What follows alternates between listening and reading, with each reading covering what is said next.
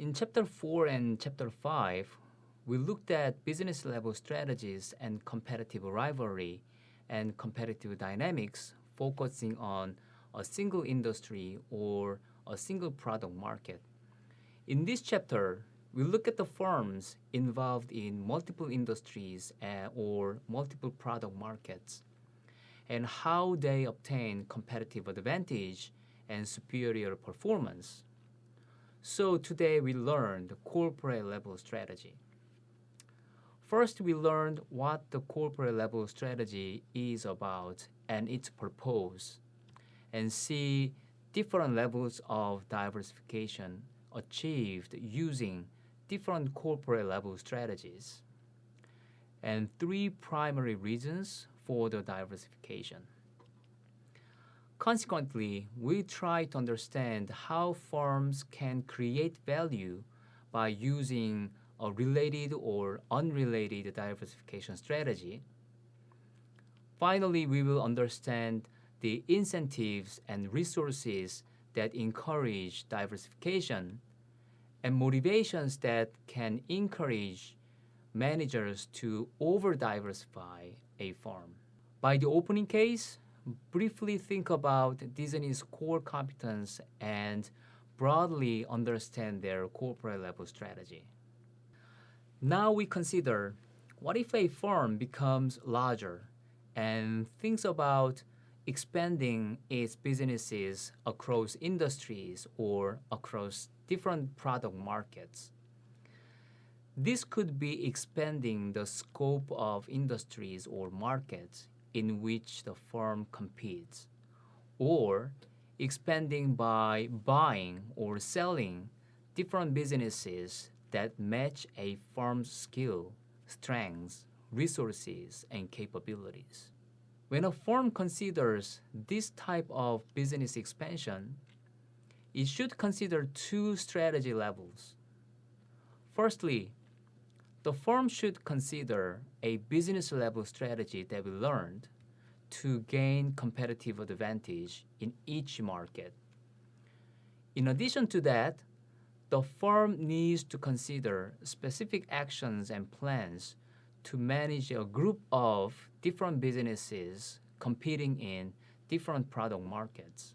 So the purpose of corporate level strategy is to increase the aggregate firm's value in the portfolio under the current management of the firm than they would be under other ownership.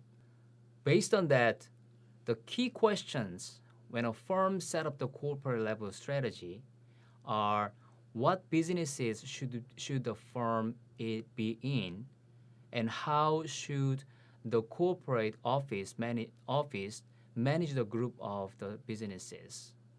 Now we look at the different levels of diversification achieved using different corporate level strategies. First, single businesses. Single business and dominant businesses are low-level diversification. A single business diversification is defined as a firm earns more than 95% of revenue from a single business. McIlhenny, the producer of Tabasco hot sauce brand, introduced in the textbook, is a good example of a single business. And a dominant business diversification is defined as a firm generates between 70 to 95% of revenues from a single business and remaining from the other business unit. For example, UPS generate 61% revenue from U.S. domestic package delivery business, 22% from international markets, and remaining 17% from non-packaging business such as forwarding and supply chain design service businesses. Next level is moderate to high levels of diversification strategy and diversification. Related constraints and related linked are moderate to high levels of diversification. A firm in the related constraint diversification level, wherein earns less than 70% revenue from a single or dominant business, which means more than 30% revenues from outside a dominant business, uses the related constraint corporate level strategy. All businesses in the firm share products, technological, and distribution links, and most tangible resources. Procter & Gamble is a good example of pursuing related constraint corporate level diversification strategy, in which P&G has several businesses based on different types of brand. And all the businesses share most tangible and intangible resources among the networks. A firm in related link diversification level earns less than 70% revenue from a dominant business. And difference between related constraint is that a dominant business and other businesses are only limitedly linked in terms of sharing resources. For example, General Electric, there are multiple sub-business units such as General Gas, General Healthcare, General Capital, and so on. Some are closely related, but some are not. So firms in this corporate level strategy usually focus on transfer knowledge and core competencies instead of sharing resources and assets among business units. A highly diversified level is unrelated diversification. Firms in this level earn less than 70% revenue from the dominant business. Most typical characteristic is that businesses are not related to each other. Firms like so-called conglomerates such as Samsung and United Technologies Corporation have various core businesses in different industries. Now we think about three primary reasons why firms diversify to match with proper corporate level strategies. As you see in the table, there are value creating, value neutral, or even value reducing diversification reasons.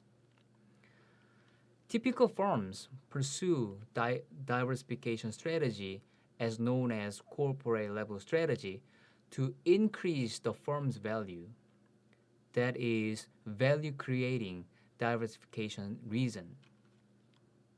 Firms in this reason category create values through related or unrelated diversification strategies that we mentioned in previous slides.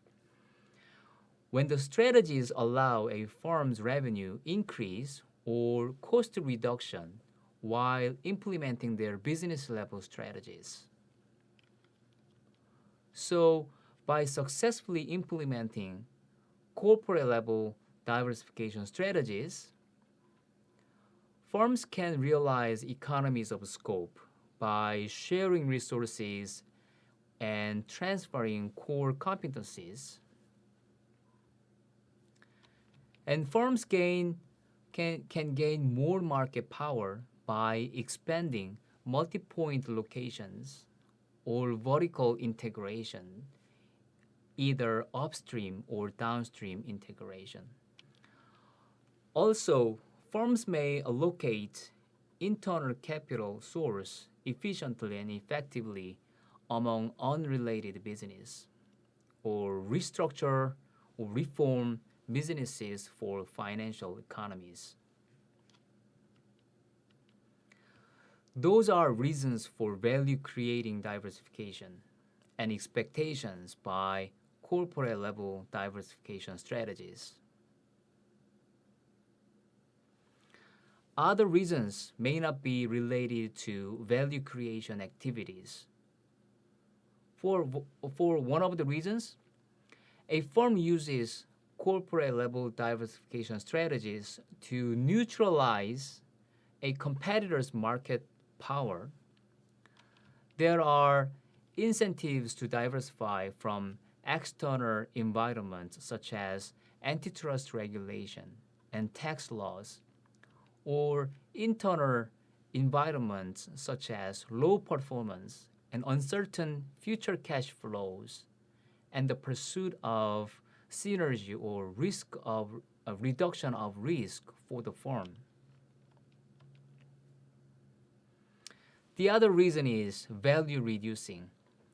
Value reducing diversification strategy is used to reduce managerial employment risk or increase managerial compensation, so thus firm's value reduces. We will try to understand why and how firms pursue those types diversification strategies from next slides in more detail.